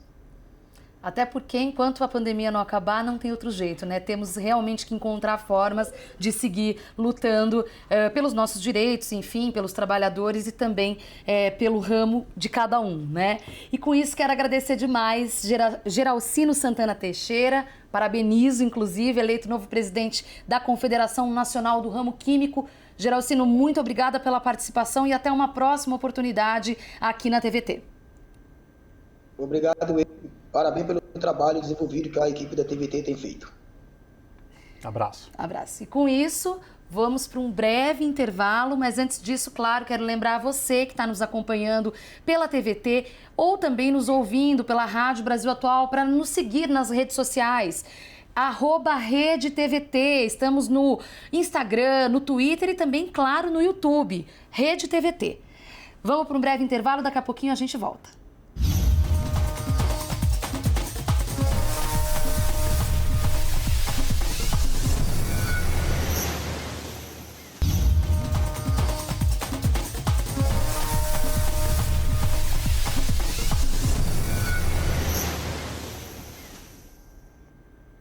De volta com a revista Brasil TVT, aqui na TVT e também na Rádio Brasil Atual. Pessoal, desde o dia 28 de abril, manifestantes ocupam as ruas de diversas cidades da Colômbia, quando foi iniciada uma greve geral contra as políticas econômicas e sociais do governo de Ivan Duque. Diante da força da mobilização popular, Duque foi forçado a recuar e a suspender seu projeto fiscal para acalmar as ruas, mas não adiantou. Para repercutir a situação da Colômbia, o Revista Brasil TVT conversa agora com Ângela Munhunga Arroyo, que é ativista e defensora dos direitos humanos. Boa noite, Ângela Munhunga Arroyo, seja muito bem-vinda. Oi, boa noite. Prazer falar contigo. Ângela, eu queria que você trouxesse aqui para os nossos telespectadores da TVT e também ouvintes da Brasil Atual, como é que está a situação aí na Colômbia mediante esses protestos aí contra essas políticas do governo Duque? Sim, eu queria começar agradecendo pelo espaço, né, pela oportunidade também de colocar as grandes preocupações do povo colombiano diante dessa realidade que a gente está vivendo, até porque a grande mídia geralmente não acompanha essa grande greve geral que a gente está nesse momento no país, né? E quando acompanha, também acompanha com grande subregistro. Então, muito obrigada pelo espaço. E eu também queria começar já me solidarizando com o povo brasileiro, me solidarizando não só pelas grandes preocupações também no contexto da pandemia, são já 200 mil mortos no Brasil, mas também uma grande solidariedade, uma grande preocupação do povo colombiano diante da necropolítica do governo Bolsonaro, que ontem, por conta da chegada da PM no Jacarezinho, no Rio de Janeiro, a gente tem pelo menos 29 pessoas assassinadas, né? População da periferia, população preta, que é a mesma população que está sofrendo as fortes embates do neoliberalismo na Colômbia. Então, uma grande força e um grande abraço para o povo brasileiro nesse momento. A gente, na Colômbia, começou o processo de paralisação, né? A gente chamou numa greve geral para o dia 28. Pode continuar, Ângela. Pode seguir. Está me ouvindo? Sim, perfeitamente. Tá, ótimo. A gente começou uma grande paralisação, foi uma chamada da paralisação para o dia 28 de abril, não só pela reforma tributária, né, que ela foi a nossa grande pauta, uma proposta que procurava taxar a população colombiana com uma proposta de reforma que visava tirar o recurso da população da classe média baixa para abastecer o grande capital. Nesse sentido, a gente foi para a rua sem uma consciência bem grande do que ia acontecer nos próximos dias, né? Essa greve começou a adicionar não só essa pauta pela reforma tributária, mas também ela adiciona outras pautas, porque na verdade ela é uma continuidade de outras greves que a gente já teve no país.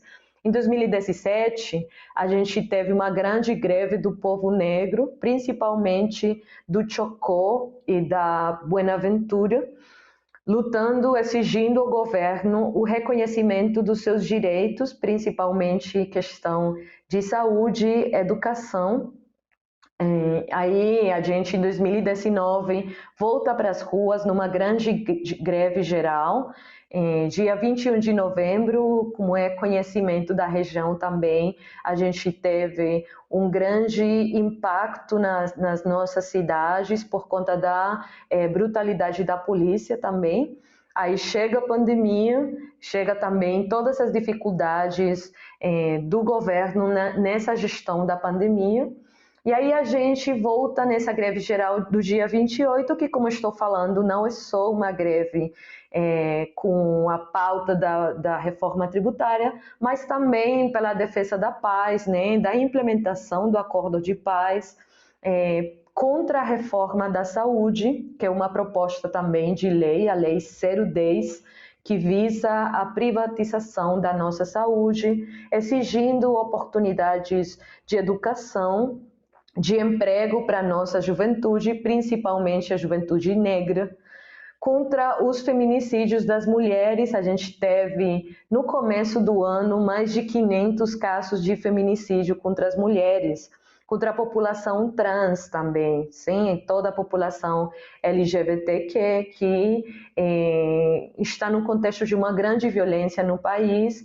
O assassinato de lideranças sociais, temos também nesse ano mais de 300 líderes e lideranças sociais assassinados pelo governo. O glifosato, quer dizer, temos uma grande lista de pautas nessa greve, todas relacionadas com a defesa dos direitos, dos territórios, do ambiente e da vida digna.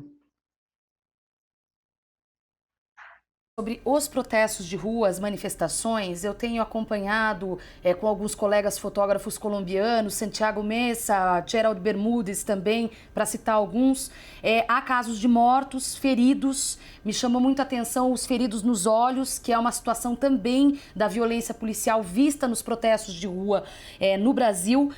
Também o uso de estupro como ferramenta de coerção pela polícia contra as mulheres que estão se manifestando. Quero saber um pouco disso, dessa violência estatal contra os manifestantes e, sobretudo, o que diz sobre tudo isso o governo Ivan Duque. Sim, isso é uma pergunta muito importante.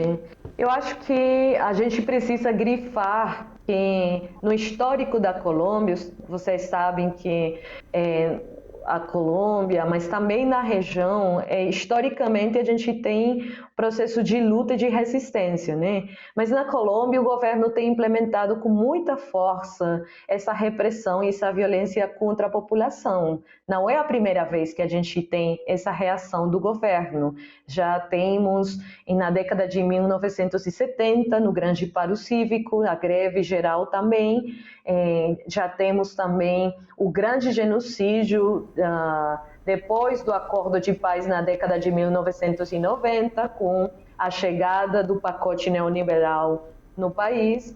Temos também assassinatos de estudantes por conta da polícia em 2005, em 2006, em 2007. Temos o reconhecimento nesse ano de uma grande cifra, né? 6.402 falsos positivos no país, que estão mostrando que é uma estratégia no histórico do relacionamento do governo com a população no protesto social. Nesses 9 dias de greve geral, a gente já tem 11 vítimas de violência sexual, que são 11 mulheres estupradas pela polícia. A gente tem pelo menos 37 pessoas mortas. E não é com orgulho que a gente fala isso, mas se vocês pegam os dados do que aconteceu no Chile, do levante que a gente teve no Chile no último tempo, a gente já superou por muito esses dados. Se vocês pegam os dados dos Estados Unidos e dos protestos gerados no contexto do assassinato do George Floyd, a gente já superou por muito esses dados também. Então, em 9 dias de protesto, a gente tem 37 mortos, que são principalmente na cidade de Cali, que é a cidade que tem greve constante e permanente, mas que também tem nas outras cidades do país que estão participando dessa greve geral, né? Temos também mais de 1.700 casos de confronto forte com a polícia, né? Casos de violência com a polícia. Temos 26 casos de ferimentos específicos nos olhos, quer dizer, pessoas que perderam 1 ou 2 olhos nesse processo de confronto com a polícia.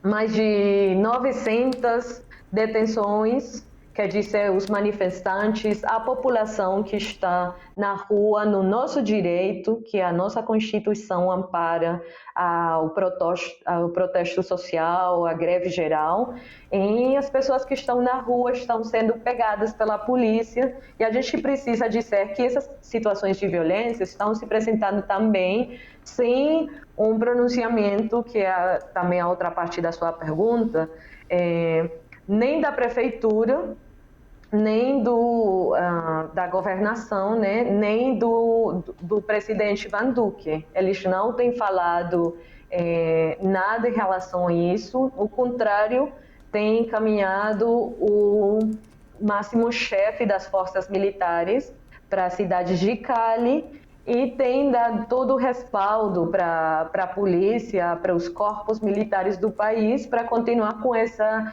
prática de violência policial. Professora, aqui no Brasil, nós temos um número assustador de pessoas desempregadas, pessoas em situação de insegurança alimentar e pessoas que passam fome. E essa pandemia escancarou ainda mais a desigualdade, aí faltas de política do atual governo aqui deixam ainda isso mais evidente, escancara mais essa situação.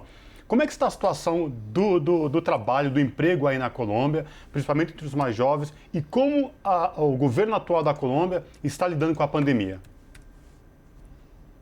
Então, por isso que eu falo que essa greve geral tem essa grande pauta da reforma tributária, mas que quando o governo retira a proposta da reforma, a gente continua nas ruas por conta dessas condições de vida da população.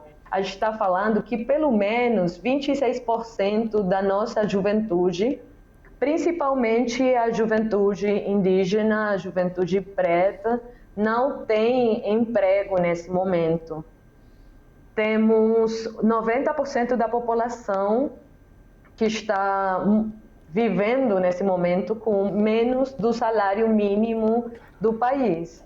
80% da população preta está numa condição de pobreza multidimensional, quer dizer, uma combinação sem acesso à saúde, sem acesso à educação, sem rede hospitalar, e muita dessa população ainda morando na periferia do país, sem acesso a questões básicas como água, eletricidade durante o dia todo, né?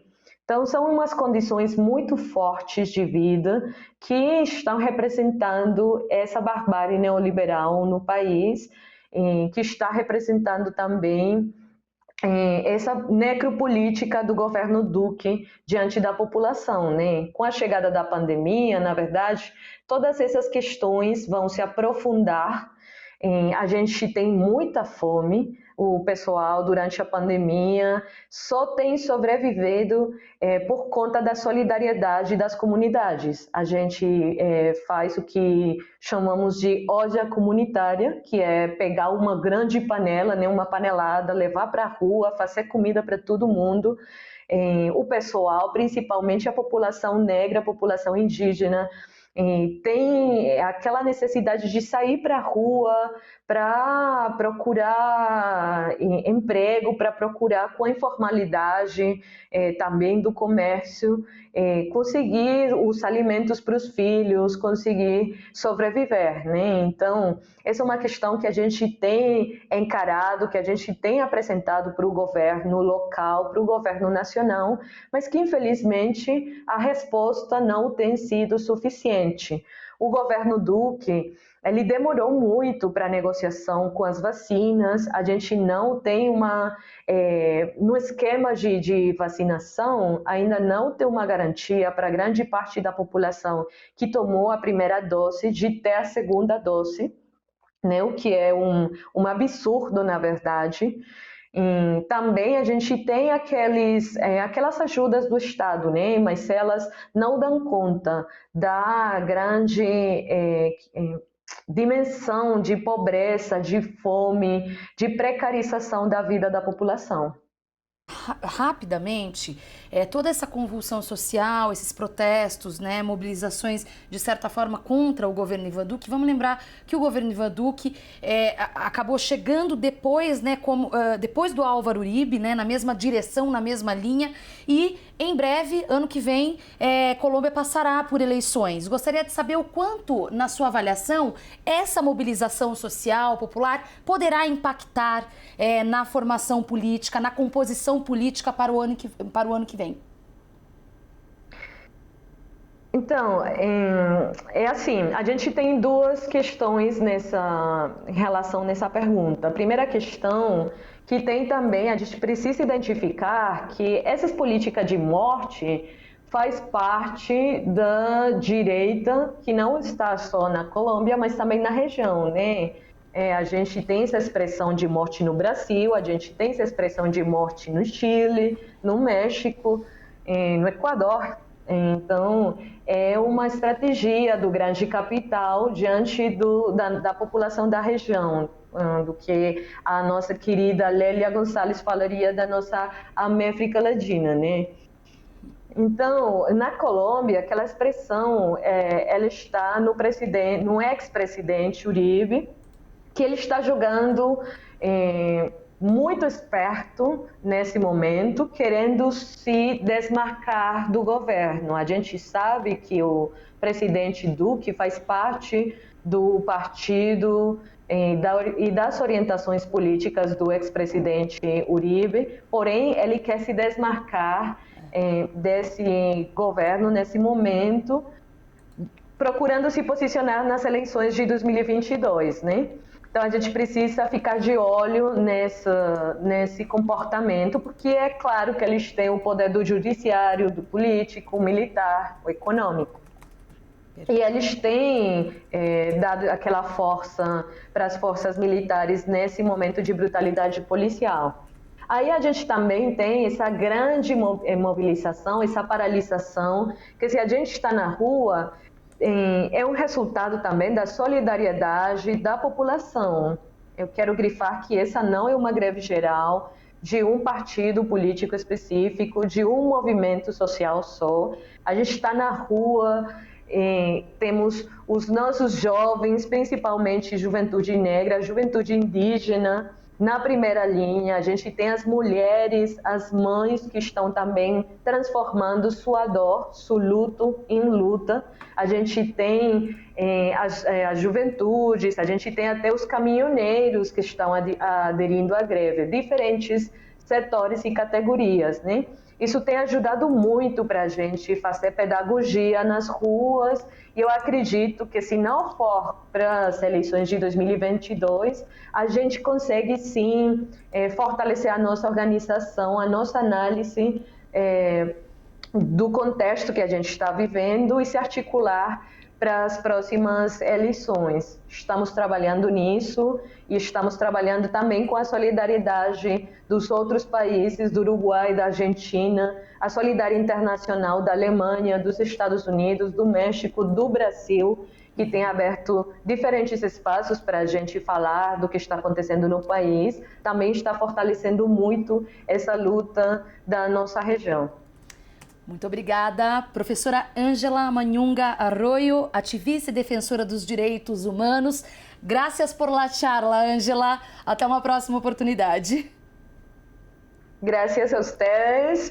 Toda a solidariedade com o povo brasileiro. Muito obrigada e vamos na luta. Vamos lá. Abraço. Abraço. Pessoal, e chegamos ao momento cultural do Revista Brasil TVT com a participação do Colibri na Quarentena.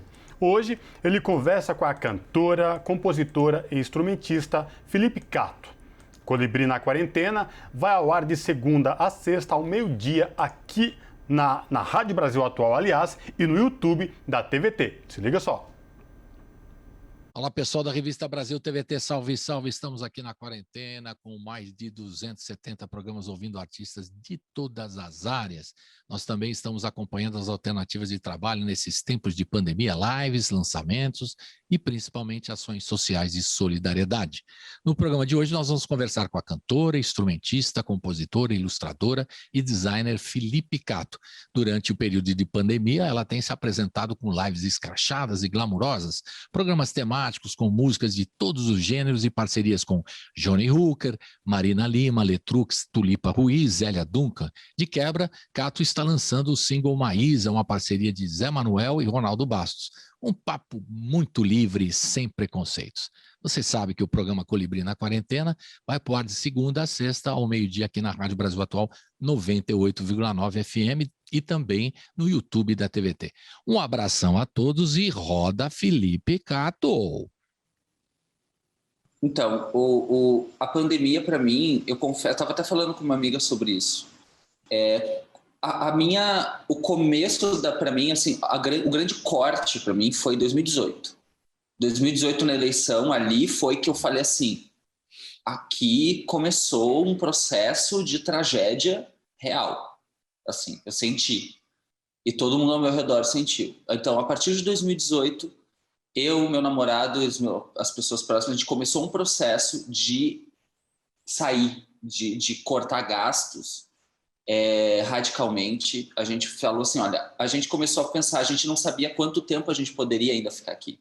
Então, a gente pensou, eu vou começar a viver uma vida extremamente prática, extremamente barata, porque o Brasil vai se fuder, porque não tem como. Era impossível, tipo, eu vi ali na eleição um fato que alteraria para pior a nossa vida radicalmente, fato. Então eu pensei, olha, eu não vou querer ficar com a bunda com a bunda na janela para passar a mão nela, né? Vou me precaver. Começou todo 2019 foi um trabalho de adaptação alimentar, de hábitos, veganismo, compras, cozinha, orçamento doméstico, todas as coisas que eu podia fazer dentro da minha vida para poder minimizar o impacto do que poderia acontecer com esse desgoverno, eu fiz. Então, quando chegou 2020, a pandemia, eu pensei, pronto, eu estava pronta. para a tragédia. Estava preparada, mas mesmo assim... Foi horrível.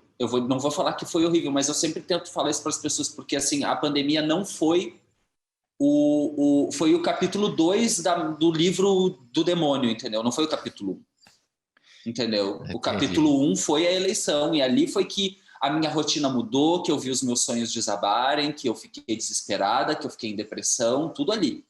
Quando chegou 2020, eu falei, pronto, é mais uma merda, porque assim, mais uma merda não, mas é lógico que uma tragédia estava para acontecer, a gente sente, eu sou bruxa, né? Eu sentia que alguma coisa muito pesada estava por vir a partir dali, porque quando o inconsciente coletivo dispara um dispositivo de fascismo nesse nível, nessa proporção, não é para ser leve, entendeu? É para ser pesado. Então foi isso que aconteceu. Então a pandemia não me pegou desprevenida, não. Assim, foi difícil, foi horrível, porque... E antes da pandemia, a pandemia para mim começou no dia 14, que no dia 13 de março de 2020 eu tive o último show, que foi o Nascimento de Vênus, que eu gravei ao vivo. Aliás, depois aqui, tipo, a gente tá trabalhando, depois de toda essa loucura do Love Cat Live Deluxe, me tomou tudo, porque é um trabalhão, né, editar, fazer não sei o quê, agora eu vou voltar pro meu disco ao vivo, que logo mais sai o disco ao vivo, e que a gente gravou ano passado. E aí, no dia 14, que foi o dia seguinte do show, tudo fechou. Eu fui a última coisa, fiz um show, gravei o show e acabou o mundo no dia 14. Só que no dia 8 eu já tinha perdido um dos meus melhores amigos, que era meu ex-marido. Ele tinha morrido dia 8 e depois morreu outro amigo. Então, assim, foi tanta tragédia no meio do início da pandemia, e eu tava tão catatônica no luto já, que foi uma coisa estranha, porque assim, tudo acontecendo na loucura, tudo junto. Então, eu não sei te explicar, assim, eu sinto que foi um ano de loucura, eu não sei te dizer se era o luto da sociedade, da pandemia, luto pelos meus amigos que morreram, ou se foi luto pela nossa vida, que morreu lá atrás para renascer outra vida, né? Aquela vida que a gente tinha não existe mais.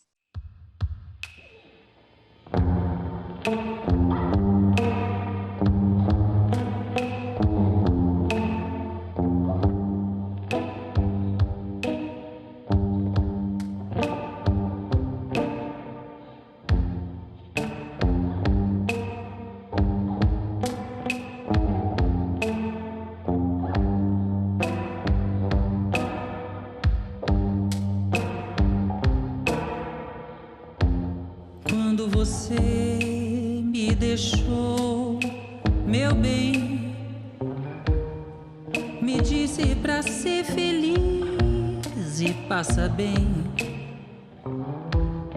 quis morrer de ciúme, quase enlouqueci,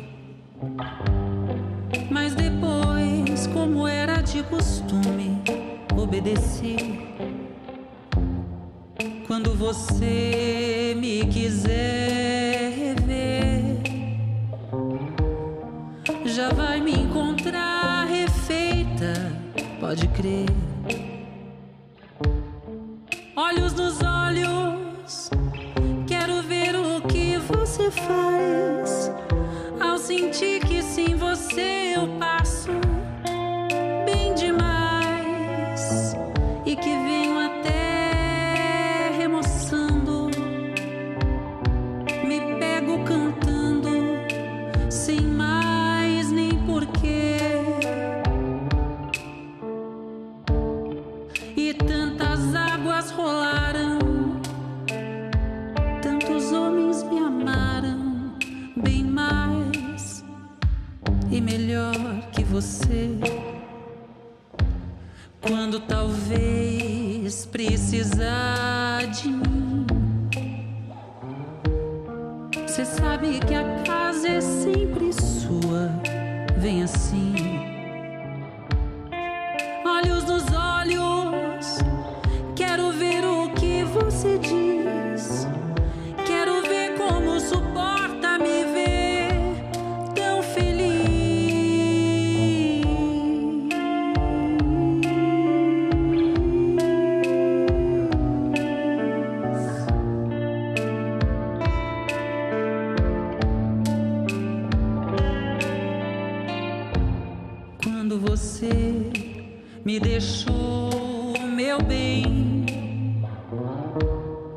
me disse pra ser feliz e passa bem. Quis morrer de ciúme, quase enlouqueci. Mas depois, como era de costume, obedeci. Quando você me quiser rever, já vai me encontrar refeita, pode crer. Olhos nos olhos, quero ver o que você faz. Ao sentir que sem você eu passo bem demais e que venho até remoçando, me pego cantando sem mais nem porquê. E tantas águas rolaram, tantos homens me amaram bem mais e melhor que você. Quando talvez precisar de mim, cê sabe que a casa é sempre sua, vem assim. Olhos nos olhos, quero ver o que você diz. Quero ver como suporta me ver tão feliz.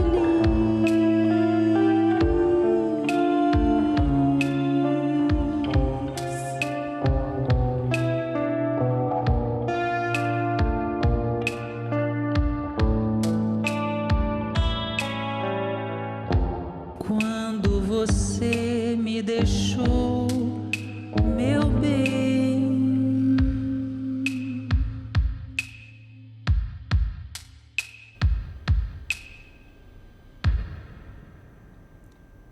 E com esse clipe maravilhoso da cantora Felipe Cato, a gente chega ao fim de mais um Revista Brasil TVT. E antes de me despedir de você, nosso telespectador, agradecendo mais uma vez sua companhia e sua audiência, agradecer a minha companheira de bancada, a Maria Tereza Cruz. Obrigado mais uma vez, Maria Tereza.